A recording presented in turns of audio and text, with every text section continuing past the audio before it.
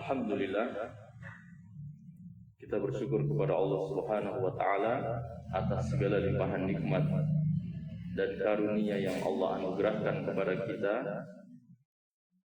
Nikmat yang tiada terhingga, nikmat yang tiada henti-hentinya Allah berikan kepada kita, terutama nikmat iman dan nikmat Islam, nikmat sehat wal afiat, nikmat hidayah serta taufiknya, sehingga pada malam hari ini kita bisa kembali lagi duduk bersimpuh dalam rangka untuk menuntut ilmu syar'i. Semoga Allah Subhanahu wa taala memberikan kepada kita ilmu yang bermanfaat, ilmu yang membuahkan amal saleh sebagai bekal kita di kehidupan akhirat kelak. Amin ya rabbal alamin.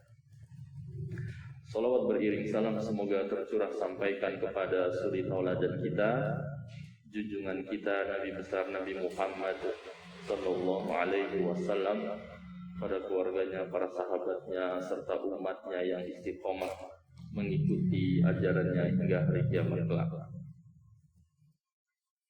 Ikhwati fillah yang semoga dirahmati dan dimuliakan Allah Subhanahu wa taala.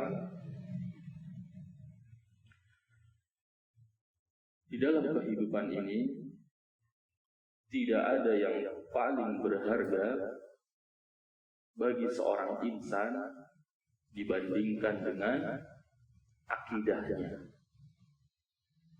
Ya. Tidak ada sesuatu yang paling berharga bagi seorang insan dibandingkan dengan akidahnya. Apapun itu, entah harta atau keluarga atau jabatan, akidah lebih penting, lebih utama, lebih berharga dibandingkan itu semua. Makanya jangan sampai, na'udzubillahi min dzalik, nas'alullah salamatan wal afiyah, kita sampai menggadaikan akidah kita dengan dunia ini yang remeh-temeh, ya, yang hina-hina. Jangan sampai, karena banyak sekali dan tidak menjadi rahasia lagi, ya, di masyarakat kita hanya ingin mendapatkan dunianya, atau ingin, ya kan, seorang pejabat misalnya menginginkan kelanggengan, ya kan, kedudukannya, dia menggadaikan akidah. Dengan apa? Dengan dia mendatangi tukang sihir, tukang dukun, peramal, tukang pelet, dan yang semisal. Padahal Nabi Muhammad sallallahu alaihi wasallam bersabda, kita datang aja, Pak, salat kita tidak diterima selama 40 hari.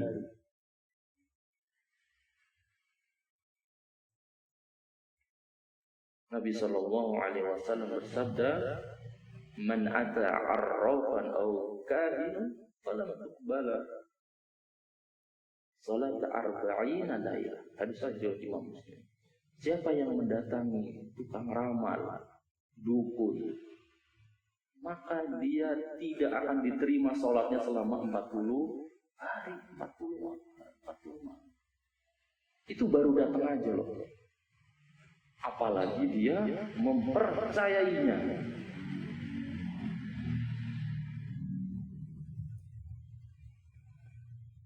Ya, yang kata Nabi man ata arfan fasaddaqahu bima yaqul, dan dia membenarkan apa yang dikatakan dukun tersebut, maka faqad kafara bima unzila ala Muhammad sallallahu alaihi wasallam, maka dia telah kufur Dia telah mengingkari apa yang diturunkan kepada Nabi Muhammad sallallahu alaihi wasallam. Jadi dia telah kufur terhadap Al-Quran. Dia telah kufur terhadap ayat-ayat yang menjelaskan bahwasanya tidak ada yang tahu perkara gaib kecuali Allah. Kemudian dia mempercayai seorang dukun, tukang sihir, tukang ramal, tukang pelet dan sejenisnya. Ya, yang orang sekarang bilangnya orang pinter, paranormal, apalah ya kan, penasihat spiritual dan segala macam, sama aja. Gara-gara itu, bos yang berhasrat ingin disegani, terlihat berwibawa di depan karyawannya, melakukan hal seperti itu. Bawahan bercita-cita ingin naik pangkat, mendatangi orang-orang seperti itu, ya kan?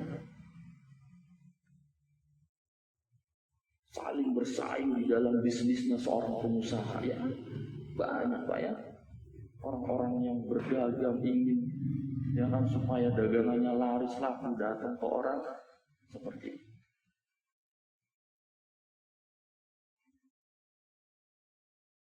Seorang bujangan, misalnya seorang jomblo ya kan ingin mendapatkan datang.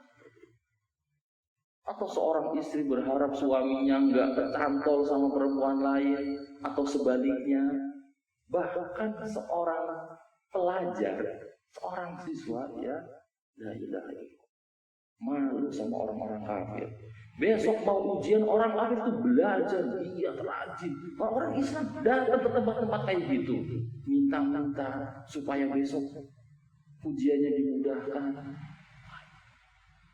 Ini ikhtiar yang hukumnya haram. Ya, orang-orang yang pikirannya mistik ya, selalu ya tentang hal-hal yang gaib gitu ya. Itu memang membuat orang tersebut itu akhirnya jadi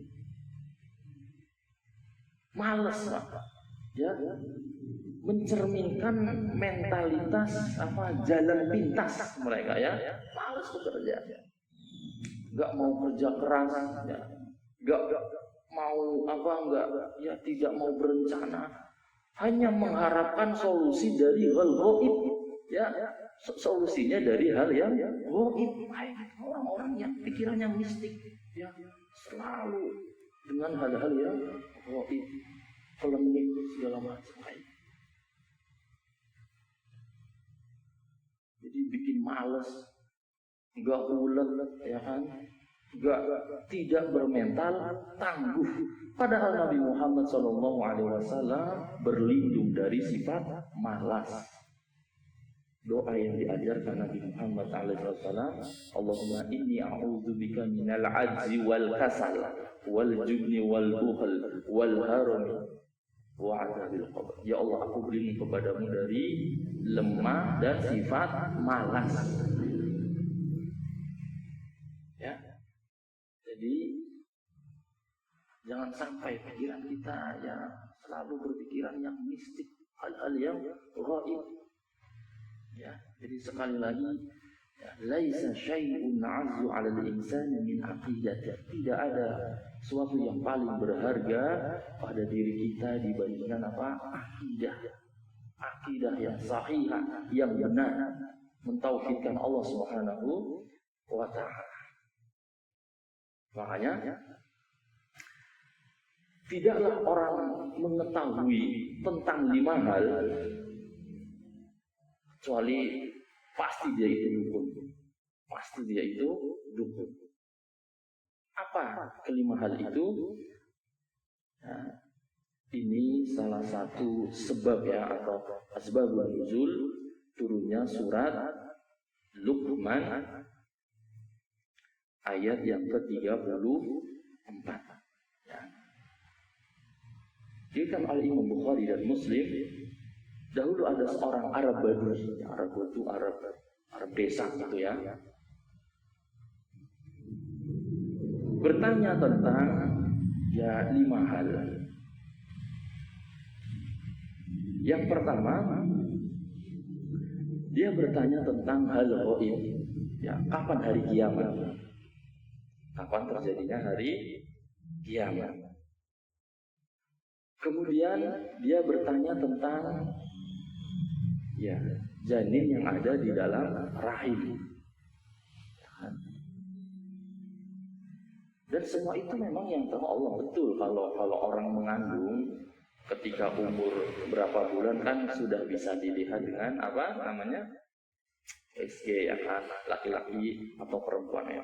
Cuman yang dimaksud di sini adalah perkara yang ditetapkan oleh Allah ketika bayi umur 4 bulan kan ya, ditetapkan berdasarkan hadis yang sahih tentang ajalnya, tentang rizkinya, tentang amalannya, dan tentang hidupnya, bahagia atau sengsara. Gak ada orang yang tahu kecuali Allah Subhanahu wa ta'ala. Kemudian yang ketiga,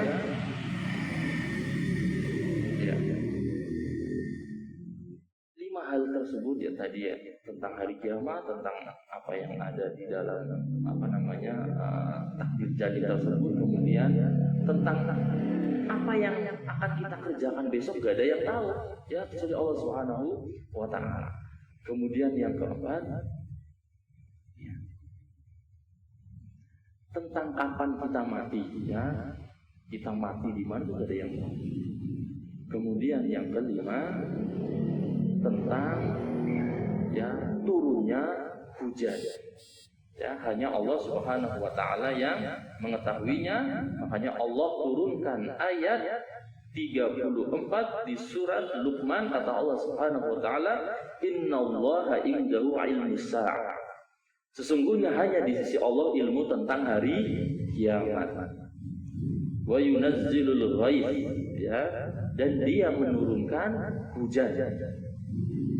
Wa ya'lamu ma fil arham, dan dialah Allah ya yang mengetahui apa yang ada di dalam rahim yang 4 tadi. Ya, takdir yang Allah tetapkan yang 4 tadi. Wa ma tadri nafsun madza taksibu ghadan. Ya, dan tidak ada seorang pun yang tahu ya tentang apa yang akan dikerjakannya besok. Gak ada yang tahu. Wa ma tadri nafsun bi ayyi ardin tamut, ya, dan tidak ada seorang pun yang mengetahui di bumi mana dia akan mati. Ya, innallaha alimun khabir. Sesungguhnya Allah itu Maha mengetahui dan Maha mengenal. Ya, Allah mengetahui, Allah tahu apa yang kita kerjakan. Baik. Ikhwatilah yang Allah muliakan. Baik ya. Jadi siapa yang mengatakan ya dia tahu tentang hal yang dia, pasti dia seorang dukun. Pasti dia seorang ya. Jadi jangan terkecoh kalau ada yang mengatakan tapi dia benar loh, pernah terjadi omongannya. Ya itulah yang pernah ditanyakan oleh Nabi SAW. Pernah dahulu ada seorang sahabat yang mengatakan, ya Rasulullah, ya, bahwasanya, ya, fa'innahum yuhaditsuna ahyanan bi syai'in yakunu haqqan. Terkadang apa yang dikatakannya itu benar terjadi. Maka Nabi SAW bersabda, tilkal kalimatu minal haqqi yaqtafuhal jinni fayaqarruha fi udhuni walihi, ya, fi udhuni walihi. Jadi itu adalah kata-kata ya yang jin itu bisikkan kepada walinya, maksudnya kepada dukun tersebut yang jin itu ngambil dari langit, ya. Tapi tidak sampai situ hadisnya. Fayaqlituna fiha aktsara min mi'ati kadzbah, ya. Tapi yang kebenaran satu itu dicampur adukan dengan 100 kedustaan. Itulah. Benernya satu memang, tapi yang 100 yang lainnya itu dusta. Akan tetapi yang sering ditonjolkan yang benernya ini gitu loh. sejatinya dia adalah seorang pembohong, seorang pendusta.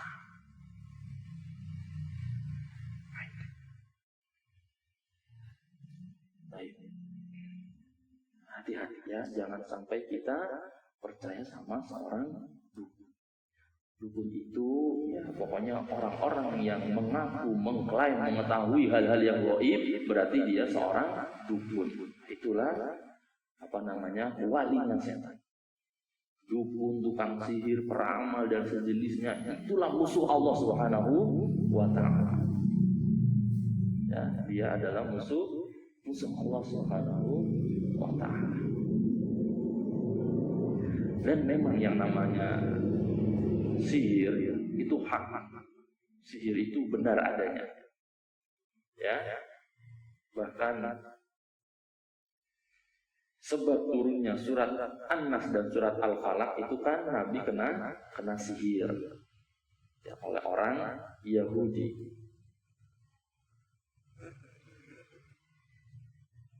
Bayangkan Pak ya, Nabi Pak bisa kena sihir Pak, apalagi kita Pak. Ya, kan tapi Nabi Muhammad SAW kan dikasih tahu sama malaikat tentang buhulnya ya, karena emang harus ketemu itu buhulnya supaya dia sembuh, supaya dia sadar. Buhulnya tahu nggak di mana pas saat itu? Dikasih tahu sama malaikat, buhulnya itu ada di sumur tua, ya kan, di bawah sumur tua airnya aja hitam Pak. Kemudian bukan hanya di bawah, ditiban batu yang besar. Luar biasa. Itu malaikat yang ngasih biarnya kan dikurang, diangkat bener. Dan surat An-Nas dan surat Al-Falaq kalau digabungkan 11 ayat. Ya, surat An-Nas dan surat Al-Falaq itu kalau digabung 11 ayat. Setiap membaca satu ayat buhulnya terlepas satu. Terus 2 ayat terlepas satu sampai akhirnya terlepas semua, kemudian Nabi sadar. Ya, ini pelajaran buat kita Pak, seorang Nabi aja bisa kena sihir, apalagi kita ya. Makanya tetap kita menempuh sebab-sebab yang disyariatkan dalam agama kita untuk terhindar dari gangguan yang semacam itu. Ya kan? Ya, dengan membaca zikir pagi sore, kita berjalan ke masjid, itu setan berhentikan ya. Dan yang perlu diyakini, kita kena atau tidak itu atas seizin dari Allah Subhanahu wa taala ya. Nabi alaihi wasallam bersabda dalam hadis riwayat Imam At-Tirmidzi dari sahabat Ibnu Abbas radhiyallahu taala anhu. Ya. Ihfazillaha yahfazka. Jagalah Allah, niscaya Allah akan menjaga. Jagalah Allah di situ maksudnya menjaga batasan-batasan Allah, syariat Allah, apa yang Allah perintahkan, apa yang Allah larangkan kita jaga. Jadi Allah akan menjaga kita. Ihfazillah tajidu tujahaka. Jagalah Allah, niscaya kau akan dapati Allah itu ada di depan kamu. Idza sa'alta fas'alillah. Kalau minta itu mintanya ke Allah. Wa idza sta'anta fasta'in billah. Kalau minta tolongnya hanya kepada Allah. Nah di sini selanjutnya. Wa'lam tawilah.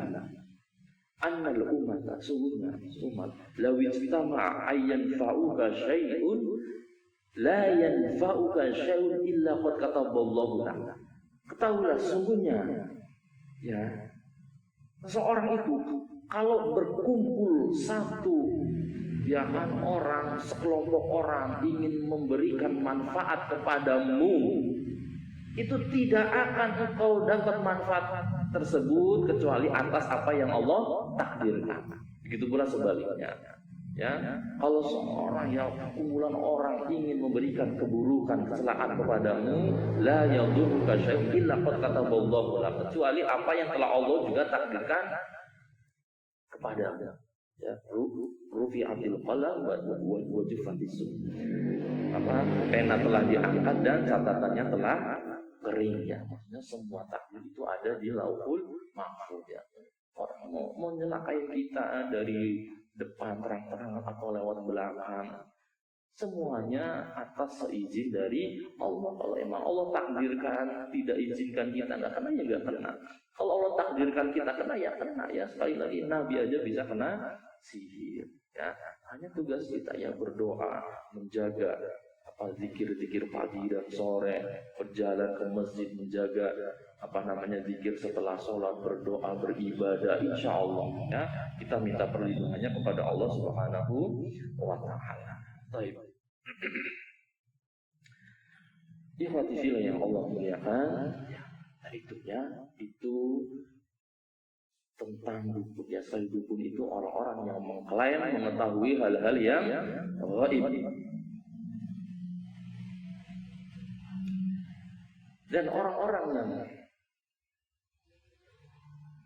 datang ke para aidol atau bahkan dukunnya, itu ya diceritakan oleh Allah Subhanahu wa Ta'ala dalam surat Jin ayat 6.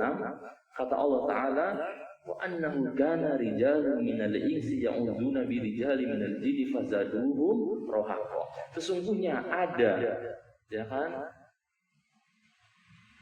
orang-orang dari golongan manusia, mereka berlindung, minta tolongnya kepada siapa? Para jin. Fazaduhum rahaqa. Maka ya kan, bertambahlah kepada mereka semakin sesat. Jadi jin itu ngomong, itu ada loh orang-orang dari manusia malah minta tolongnya, berlindungnya kepada saya. Jin ngomong sendiri ya. Allah jelaskan di dalam surat Jin ayat 6. Ini kekufuran ya, kufur akbar ya.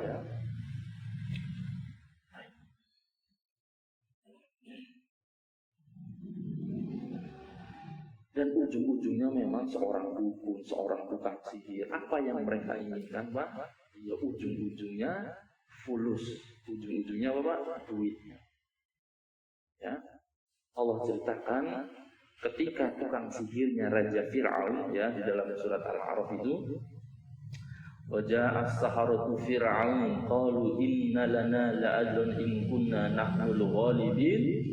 Ya, datang ya tukang sihirnya Fir'aun, mereka berkata, sungguhnya kalau kami menang, apakah ada ya apa yang kami dapatkan, ada balasan kami nggak? Itu dari dulu, Pak, dari zamannya Raja Fir'aun atau bahkan sebelumnya Raja Sulaiman dan seterusnya sampai sekarang, tukang dukun, tukang sihir itu ujung-ujungnya duit.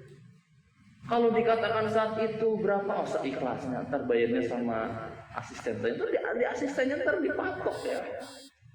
Jangan percaya ya, mereka itu ujung-ujungnya duit.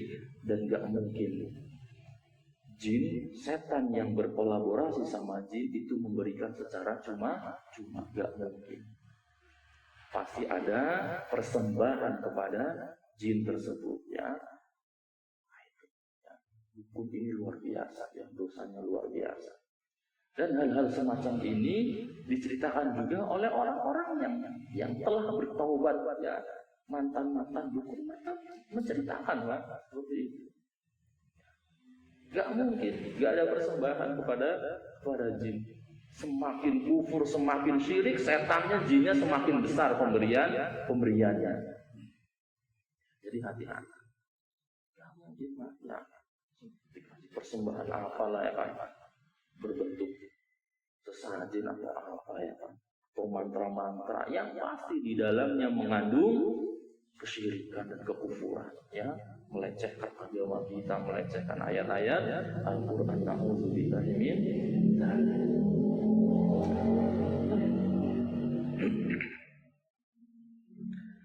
Ikhwati fillah yang Allah muliakan. Ya, jadi hukumnya jelas.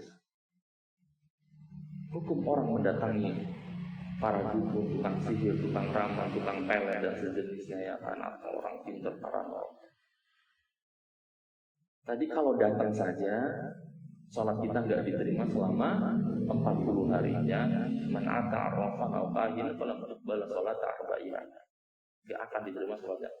Kalau dia datang kemudian dia percaya ya kan, fasaddaqahu bima yaqul, dia percaya apa yang dikatakan dukun, maka dia telah kufur terhadap apa yang diturunkan kepada Nabi Muhammad sallallahu alaihi wasallam. Jelas ya? Allah berfirman di dalam surat An-Naml ayat 65. Ya.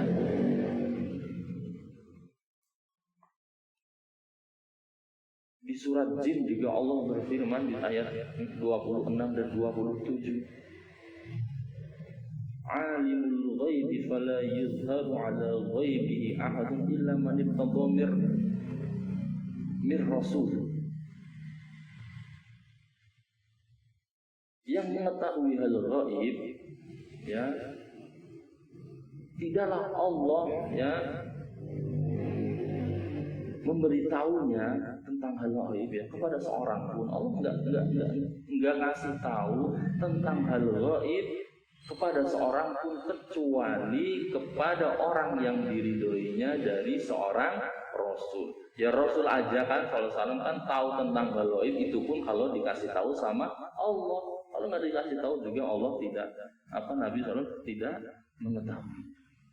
Allah berfirman dalam surah An-Naml ayat 65 tadi, "Qul la ya'lamu man fis samawati wal ardh al-ghaiba illa Allah." Ya, katakanlah tidak ada yang mengetahui apa yang ada di langit dan di bumi dari perkara yang ghaib kecuali Allah Subhanahu wa ta'ala.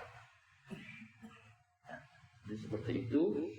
Ya, hukumnya haram ketika kita mendatangi ya tukang dukun dan sejenisnya, para dukun. Bahkan bisa terjerumus dalam kekufuran, Pak ya. Itu jelas ya, ayatnya tadi jelas. Kenapa kufur, Pak? Kenapa kita jatuh terdalam dosa kesyirikan ya? Ya dengan sebab kita percaya sama dukun. Allah mengatakan tidak ada yang tahu perkara ghaib kecuali Allah. Lah Anda percaya sama dukun yang dukun itu mengklaim dia mengetahui perkara yang ghaib. Anda percaya sama dukun, Anda tidak percaya sama surat An-Naml ayat 65 itu, Pak. Biar kita paham. Ya kan? Makanya kata Nabi, engkau telah kufur, ingkar terhadap ayat Allah. Allah katakan yang tahu hal ghaib itu Allah, lah Anda percaya sama dukun, sama tukang ramal. Ya.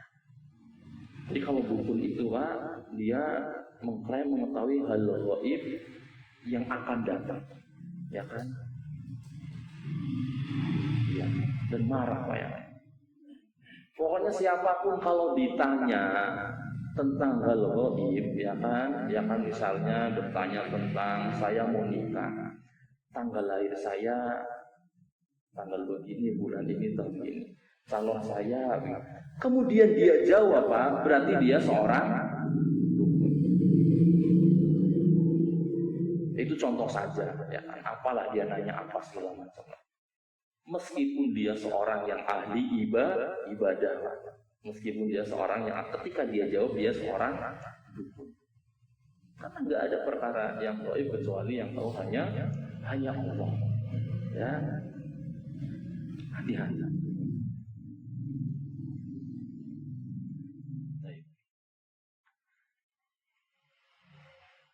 Kemudian kenapa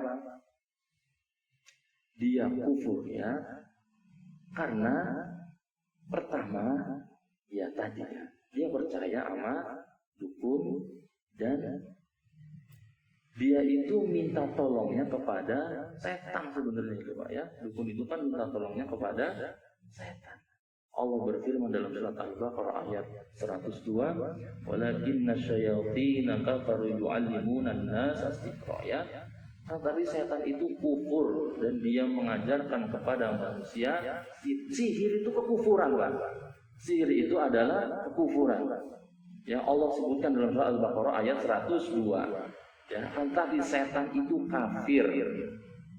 Ya, kufur, dia ya mengajarkan kepada manusia sihir. Yang mana sihir itu adalah kekufuran. Jadi itulah kenapa Kita percaya sama dukun itu, percaya sama tukang sihir itu adalah kafiran kesyirikan. Yang kedua, karena ya para tukang sihir, ya para dukun itu mengklaim dia tahu perkara yang gaib ya tadi ya di surat An-Naml ayat 65. Dan mereka tukang dukun itu ya, para dukun tukang sihir, mereka itu tidaklah sempurna kecuali ya semakin sempurnanya dengan melecehkan, menghinakan simbol-simbol agama Islam. Ya, melecehkan simbol-simbol agama Islam. Nah, itu semakin sempurna itu, Pak. Ya, jadi sekali lagi semakin kufur, semakin ya semakin melecehkan agama kita tuh ya semakin sempurna mereka, Pak. Ya para dukun ya macam-macam, ada yang nulis ayat kursi pakai darah kain, ada kayak gitu, Pak ya. Ada yang ditempel-tempel ayat-ayat Al-Qur'an di kamar mandi, di toilet, melecehkan Al-Qur'an ya. Alhamdulillah min dzalik. Sholat tanpa wudu, pernah dengar itu? Mereka tuh melecehkan agama Islam. Jadi sepertinya. Dan yang kita pahami juga, Pak, jangan dianggap dukun tuh kayak orang dulu ya. Jadi pokoknya dia ahli ibadah, kalau dia menjawab perkara gaib dia itu termasuk dukun ya. Kalau orang dulu kan dukun tuh ya pakainya belangkon, ya kan, bajunya hitam, jenggotan ya, gitu-gitulah ya. Enggak, Pak. Ya, mau pakainya peci, jubahnya hitam, pakai sorban. Kalau dia menjawab tentang perkara gaib ya berarti dia seorang dukun. Ya, jadi nggak ada di dalam Islam ilmu putih, ilmu hitam kayak gitu, Pak ya. Kalau yang jawab pakai peci, pakai sarung, pakai sorban itu nggak ada. Di dalam Islam itu adanya kalau ilmu dari Al-Qur'an dan hadis yang sahih, itulah ilmu yang benar.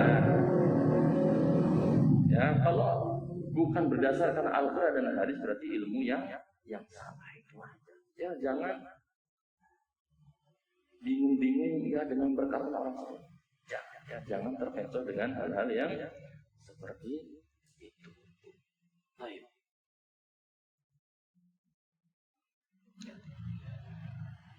Jadi hati-hati sekali lagi ya. Banyak hal-hal yang membuat orang akhirnya terjerumus dengan hal-hal seperti itu ya, karena bisa jadi mereka tidak tahu dan memang benar nggak tahu, Pak ya. Dari dulu orang tuanya, kakek neneknya, nenek moyangnya seperti itu, Pak. Dan mereka menganggap ini ya sebuah ikhtiar, usaha. Tapi kan usaha yang ternyata di dalam agama kita dilarang, ya, usaha yang tidak dibenarkan di dalam agama kita. Kayak gitu, Pak ya. Iya. Ada anaknya nangis malam-malam, udah langsungnya orang-orang pikirannya mistik tuh langsung ke situ, Pak. Ya kan langsung datang, akhirnya dikasih apa tuh yang di ini atau di ini. Sampai sekarang masih ada nggak, Pak? Masih ada, Pak. Masih ada. Dan saya lihat sendiri, Pak. Dari kecil, Pak. Dari kecil sampai umur berapa kalungnya masih ada. Di kalung atau di gelang. Itu dari mana kalau nggak dari tempat-tempat seperti itu. Masih banyak, Pak ya. Dan sekali lagi itu adalah kekufuran, Pak. Kalau kita percaya, kita kufur terhadap Al-Qur'an, ya. Nauzubillah min dzalik. Masih banyak kayak gitu ya. Jadi hati-hati, perhatikan diri kita dan keluarga kita terutama, Pak ya. Dan kita doakan juga saudara-saudara kita, tetangga kita, Pak ya. Banyak sekali yang masih seperti ya, para dukunya itu hendaknya dia bertaubat pada Allah Subhanahu wa taala. Jangan sampai dia meninggal dalam keadaan masih seperti itu. Sekali lagi, meskipun dia seorang ahli ibadah, meskipun dia seorang yang rajin ke masjid, ketika dia menjawab tentang hal-hal yang gaib, dia seorang dukun, dia seorang keramat, dia seorang tukang sihir, tukang pele dan sejenisnya.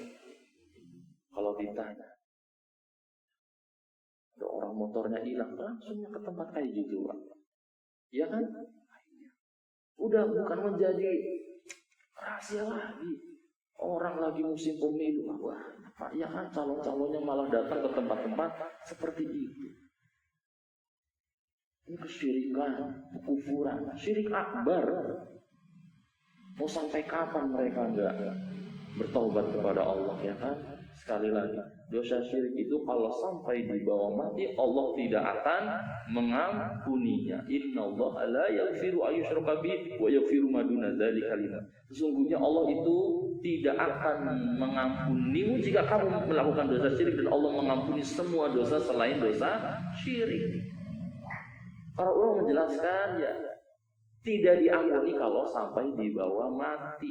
Kalau dia masih sebelum meninggalnya dia bertobat, ya kan, insya Allah diampun. Ya, banyak sekali hal-hal kayak gitu di sekitar kita sampai hari ini, ya kan, tetangga-tetangga kita masih kayak gitu, Pak. Bagaimana coba, ya? Bagaimana supaya mereka sadar? Jadi kita sih hanya menyampaikan dan menyampaikannya dengan penuh kasih sayang, penuh cinta supaya bertobat, dan bukan hanya sekali dua kali menyampaikannya, Pak. Tapi memang harus disampaikan, Pak ya.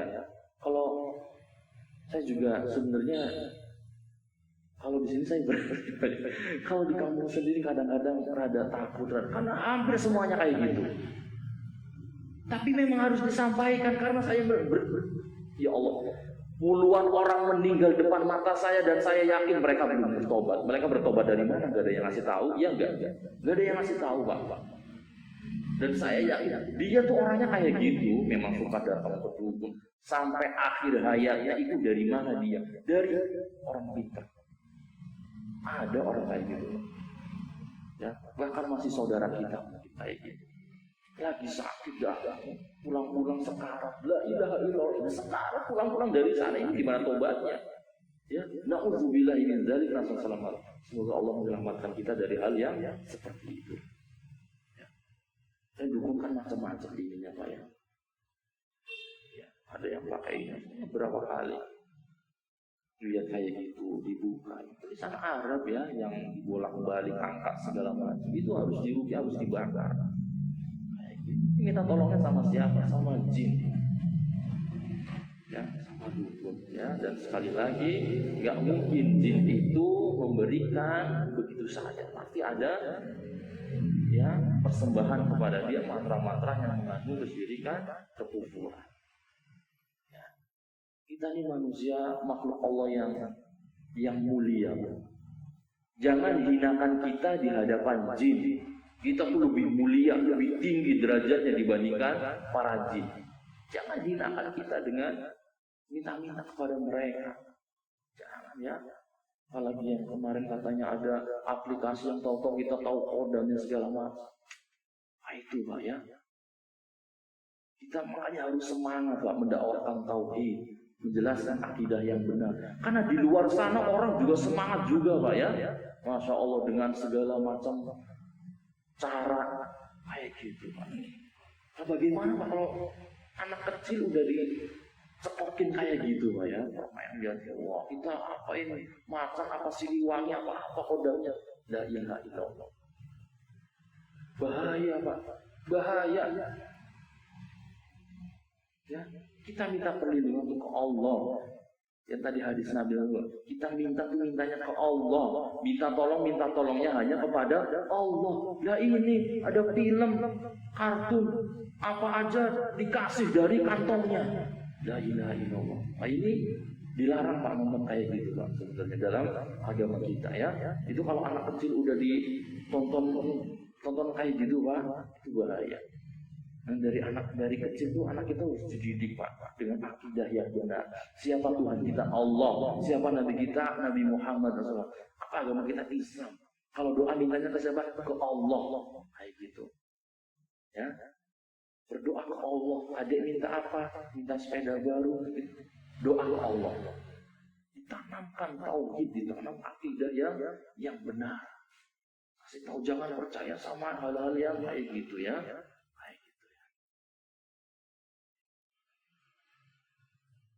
Baik. Kemudian terakhir ya sebelum tanya jawab insya Allah tanda-tanda tukang sihir dan dukun Pak. Yang pertama, biasanya para dukun itu bertanya namanya dan nama ibunya. Biasanya seperti itu.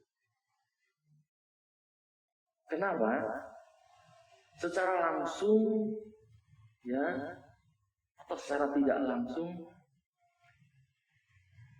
harusnya kan orang itu dinnya kan ke bapaknya ya kan? Nah, iya menghinakan diri sendiri ya. Karena berarti menganggap dia anak zina ya kan? Karena kan harusnya nanyanya bapaknya lah kok nanya ibunya. Ya, biar kita tahu aja kenapa kan dulu nanyanya namanya dia dan nama ibunya kayak gitu Pak. Ya kan harusnya yang ditanyakan nama bapaknya. Kemudian yang kedua, ya dukun itu biasanya dia minta bekas pakaiannya atau bekas-bekas ya apapun yang dipakai oleh si pasien tersebut. Apalah ya kan pakaiannya atau apanya atau sepatunya atau segala macam ya atau ya segala macam lagi sebagai perantara dia. Kemudian juga kadang Pak meminta hal-hal yang aneh Pak dukun itu. Minta ya dikasih kan dia minta sesuatu nih ininya pasiennya hajatnya apa ya udah siapkan hewan ya kan hewan-hewan yang aneh Pak. Seperti apa misalnya yang punya sifat-sifatnya tuh tertentu misalnya tikus yatim misalnya kan yang aneh yang ujung-ujungnya sebenarnya ya dukunnya sendiri yang ini ujungnya duit sebenarnya. Ya kalau tikus yatim berarti kita harus tahu ya kan. Ya bapaknya udah mati segala macam kan nggak mungkin ya udah kalau kamu susah biar saya aja yang nyari ya kan. Tinggal kadang-kadang ayam yang hitam semua. Ayam apa namanya? Ayam cemani kayak gitu. Ini kenyataan Pak. Kenyataan Pak. Kalau saya nggak mau ngomong depan mata saya, kenyataan. Digorok, diminum darahnya. Ada orang kayak gitu. Dipanggilnya Ustaz. La ilaha illallah. Bagaimana Pak? Bagaimana umat coba Pak? Manggil dia Ustaz. Dia dipanggil, dia diminta segala macam. Dia minta, dia nyari, dia gorok. Untuk apa? Untuk ya apalah dia untuk biar sembuh, biar apa segala macam. Dari mana dia kayak gitu? Ya dianya aja datang ke dukun. Ya dia dari dukun. Kamu cari ayam semani aja, kemudian yang hitam semua telur. Cerita sendiri. Ya, na'udzubillah ini dan makanya kata orang Pak, ketika ada orang melihat di belakang rumah saya itu ada ayam hitam semua Pak, benar ayam hitam semua mukanya.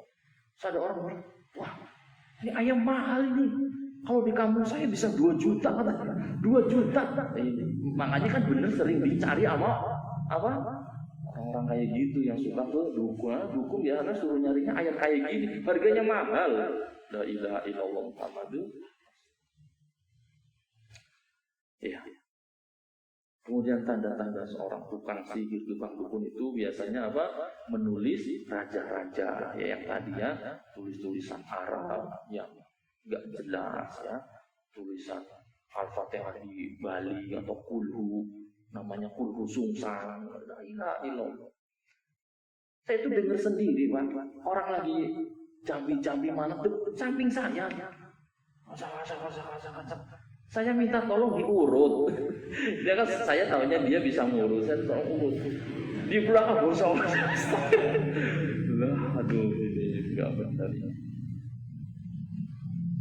Dan dia udah tua banget.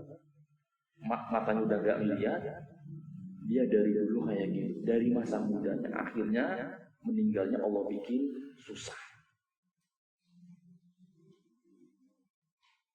Dia kalau malam ngoceh-ngoceh sendiri, Pak. Dari mantra-mantra dia. Dia dulu didatengin orang. Dulu sering didatengin orang, dimintain apalah segala macam. Udah tua, udah ya anak-anak. Dia kalau malam ngoceh-ngoceh sendiri, dia dari jambi-jambi mantra-mantra yang dulu dia masih muda tuh. Saya bisa aja, misal saya baca suara saya rukyah. Tapi ntar kalau jinnya keluar dia mati, ntar saya disalahin ya enggak? Biarin aja. Gitu. Ini bahaya ya, enggak boleh. Jangan kayak gitu, orang apa tadi pakai raja-raja tadi ya, yang anak kecil itu segala macam jima-jima itu kan enggak boleh ya. Nabi sallallahu alaihi wasallam man ta'allaqa tamimatan faqad asy. Siapa yang menggantungkan jima-jima tadi, maka sungguh dia benar-benar terjerumus dalam perbuatan dosa syirik.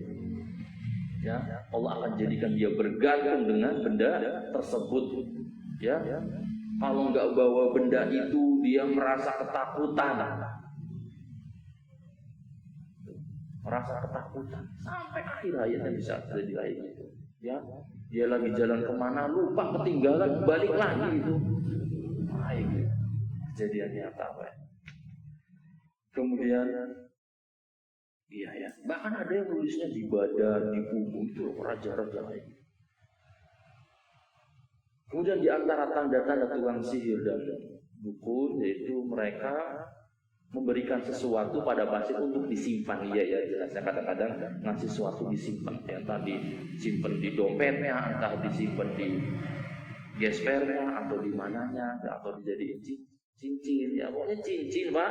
Kalau kita lihat terus di belakangnya ada tulisan Arab, itu hati-hati. Itu hati-hati, itu bisa jadi jimat raja itu ya. Itu harus dimusnahkan. Kemudian iya. Ya ciri-ciri tukang sihir dukun ya, dia memberitahu hal gaib kepada pasiennya ya. Kepada pasiennya atau ya yang sudah belak-belakan mereka tuh bahkan bisa meramal ya, dan selalu meleset kan ya, bahkan mereka bisa ngasih tahu ntar hari kiamat terjadi tahun sekian, meleset terus ya kan. Mereka mencoba-coba meramal, ya tetap aja terus mencoba terus lah. Kemarin tahun 2000 berapa 22 kemudian segala macam. Dan memerintahkan hal-hal ya, perbuatan-perbuatan yang aneh. Iya tuh, tukang sihir dukun itu kadang nyuruhnya yang aneh-aneh. Berendam di sungai tengah malam, mandi kembang. La ilaha illallah. Kayak tadi Bang, anak nangis Pak. Ada saya pernah dengar Pak, disuruh bapaknya disuruh keluar telanjang muterin rumah.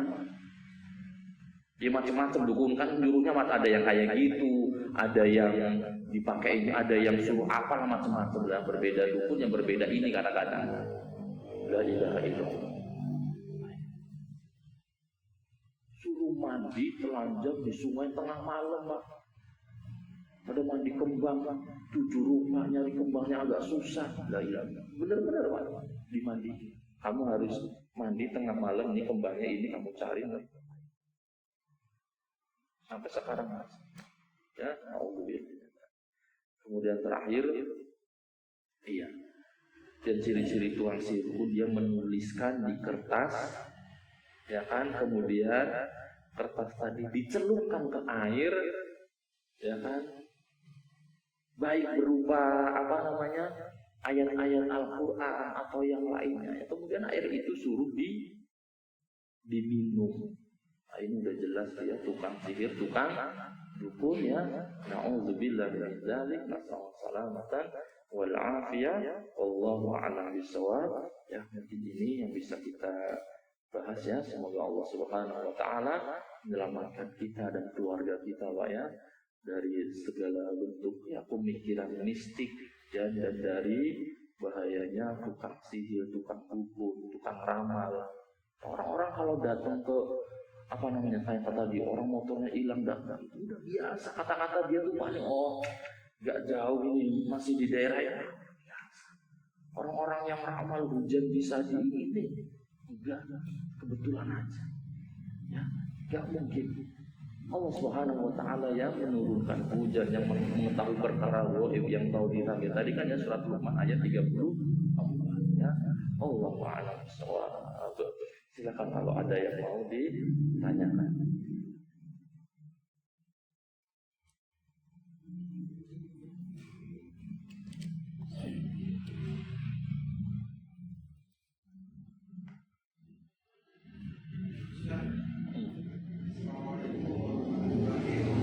Waalaikumsalam.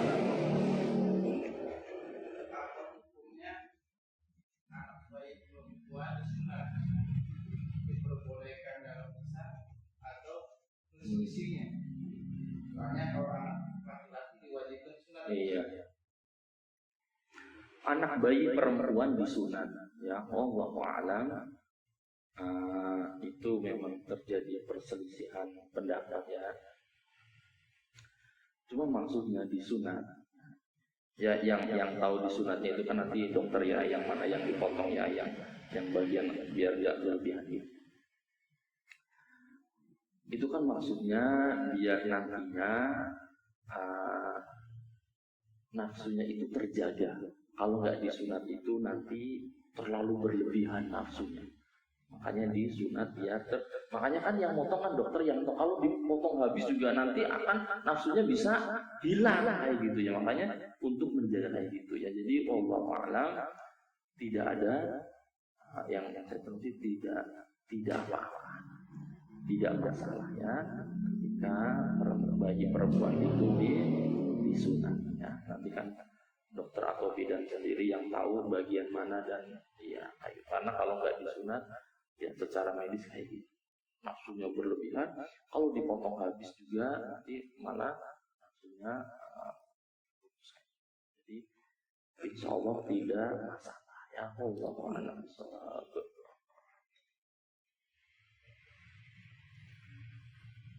Ya. Ini menyangkut orang tua saya sendiri sih.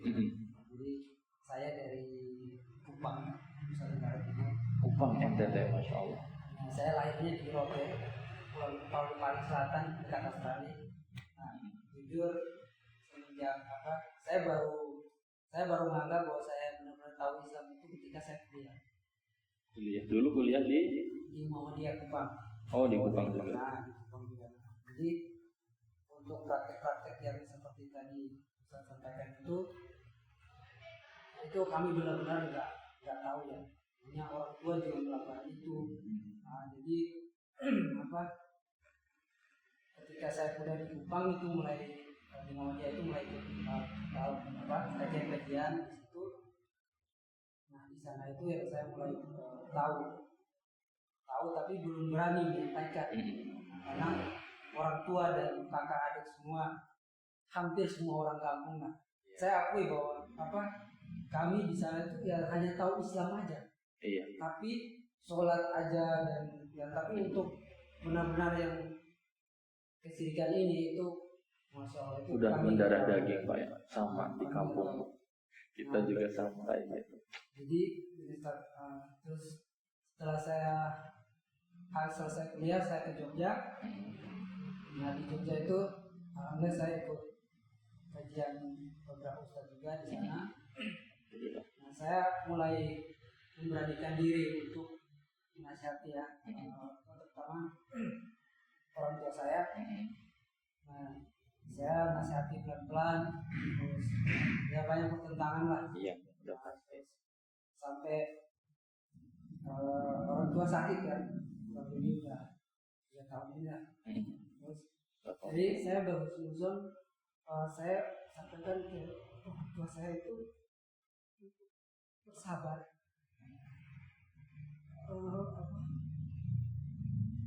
Berhusnuzon bahwa itu Allah kasih, sabar itu Allah hapus. Insya Allah. Jadi apa ya? Saudara-saudara bapak sama mama itu menentang saya, ya, kamu itu udah beda gitu. Jadi, tapi saya bilang ke orang tua saya bahwa mereka itu sama sekali nggak menolong bapak sama mama kalau meninggal.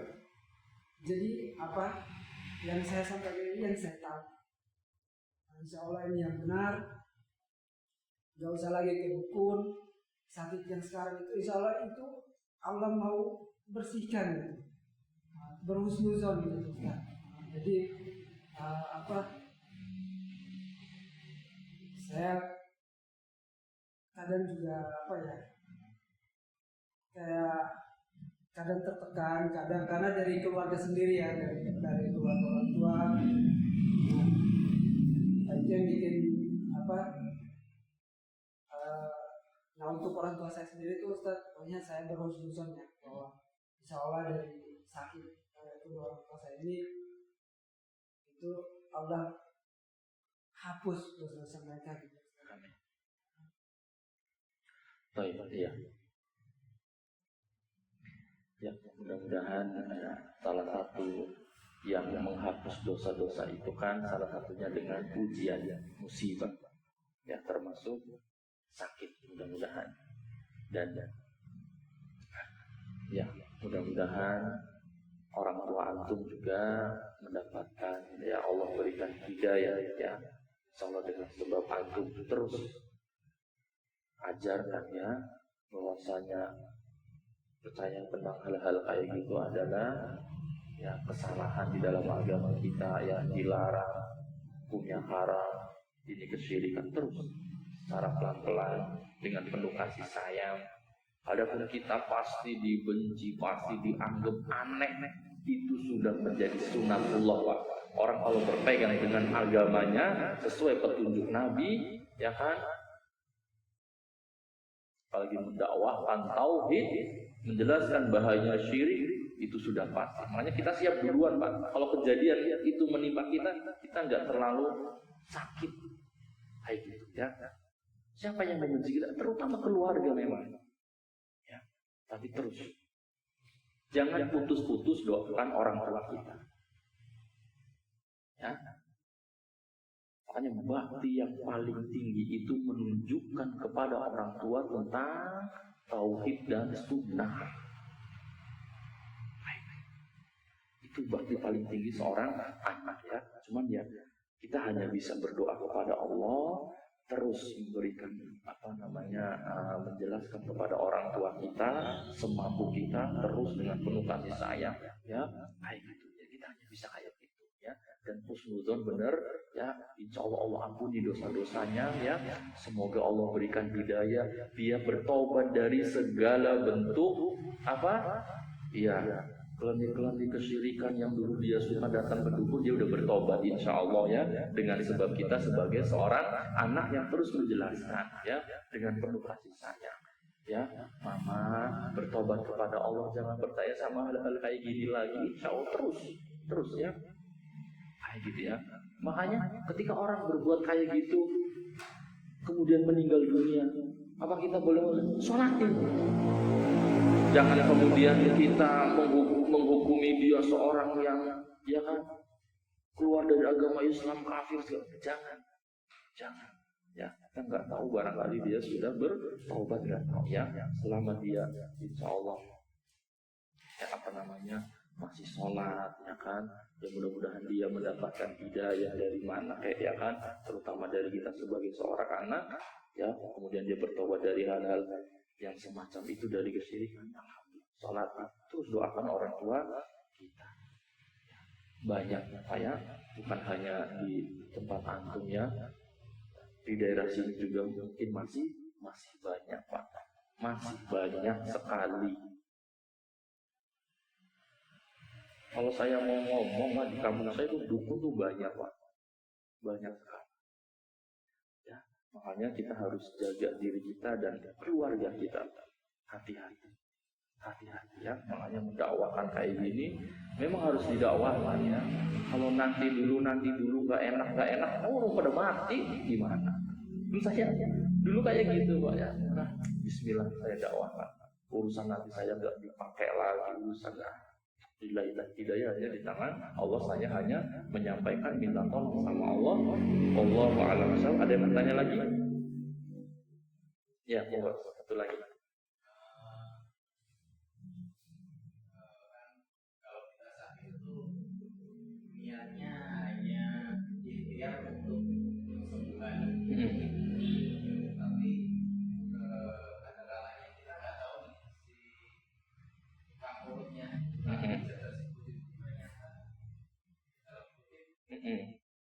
Seperti saya tanya atau baca sama teman. Iya. Iya, baca-baca kayak gitu. Ya udah kan kita nggak tahu awalnya. Kita nggak tahu. Oh ternyata dia ketika mijit banyak jampi-jampinya, komat kaminya. Ya sudah, kita bertobat kepada Allah. Udah jangan pakai lagi yang kayak gitu. Ya jangan pakai lagi yang kayak gitu. Ya, bertobat kepada Allah, kemudian jangan dipanggil lagi. Udah kayak gitu aja. Ya. Nah, ya orang nggak tahu mau gimana ya kan. Niat saya kan, saya lagi pada pegel, saya sakit, saya habis jatuh misalnya. Oh itu tukang urut, ya udah. Kan nggak tahu ya kan. Kalau kita tahu dari awal dia kalau urut banyak mantra-mantra dia juga kita nggak panggil. Oh ternyata ya udah kita bertobat kepada Allah, kemudian kita tidak memanggil dia lagi. Baik, Allah a'lam bishawab. Cukup ya. Semoga yang kita pelajari bermanfaat ya.